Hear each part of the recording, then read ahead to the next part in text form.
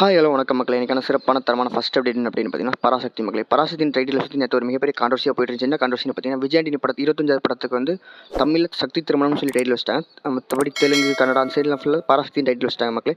அடுத்து ஈவினிங் பார்த்தா நம்ம எஸ்கே அண்ணனோட படத்தோட டைட்டில் ரிலீஸ் பண்ணிட்டாங்க பராசக்தி. இந்த படத்தோட சுற்றி ஒரு மிகப்பெரிய கான்ட்ரோவர்சியாக போயிட்டு இருந்துச்சு. யார் ஃபஸ்ட்டு வாங்கினா அப்படிங்கிற மாதிரி கான்ட்ரோவர்சி போயிட்டு இருந்துச்சு. இன்னைக்கு ஒரு முற்றுப்புள்ளி வைக்கிற விதமாக வந்து நம்ம விஜய் ஆண்டனி வந்து இந்த 25th ஃபிலிமுக்கு அவர் தான் ப்ரொடியூசர். அதுக்கப்புறம் நம்ம SK25 ப்ரொடியூசர் வந்து டேவன் பிக்சர்ஸ் அவங்க வந்து இப்போ இன்னைக்கு மீட் பண்ணியிருக்காங்க.